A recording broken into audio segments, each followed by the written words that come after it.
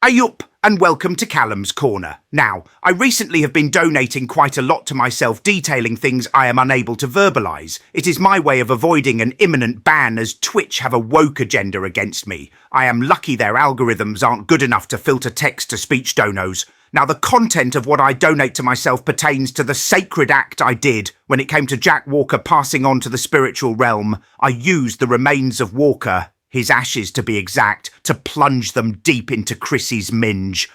Why do that? Many ask. Well, it is not only very arousing to me. Honestly, anything inserted into Chrissy turns me on, but it is a spiritual act, an idea of eternal youth and restarting cycles. We come out of our mothers in birth. I sent him into mine to symbolise that he is still here, physically inside my mother, just like I was 44 years ago. Well, honestly, I have been inside her many times since then, but I'm strictly talking about birth. Why Chrissy, many people ask. Well, Chrissy was ultimately chosen as she has very good childbearing hips, a firm but perky rack, and a love for the occult and ritualistic practices I have recently started indulging myself with. Of course, Andrea Hawley was a good candidate. I scouted her out after we shagged the first time, but after many moments to deliberate, I ultimately swerved it because that snatch of hers released the mini-tard, and the darkness from that day on did arrive.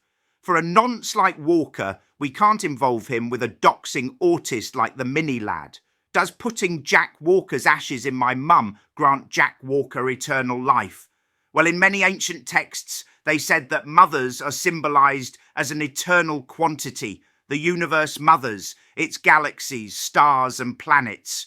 It goes into more microscopic levels, all the way down to a mother ant and her baby in a colony of billions. So yes, Jack Walker will always be immortalised in Chrissy's Minge, even when she is skeletal, remains in a box underground. His ashes will be hugging up near her femur bone and around her groin also. It is his magic special dust after all. Do I plan to give the same treatment to flowers and others like him? Well, honestly, Walker was so prestigious in touching chilled wren and ruining Blackburn Rovers. I feel like Flowers needs to commit a few more atrocities, and then maybe I would consider it if he lives to a normal life expectancy and doesn't die of cancer like the weak-willed Walker. I will be a frail, simpering old man, but I would dig Chrissy up to honour the ritual. The insertion itself went really well. I put my fingers inside Chrissy, and it did feel a little like a Venus flytrap because it really clings onto you, just like someone clinging onto the edge of a cliff. It stiffened me in my lower areas, but I stayed committed to the job.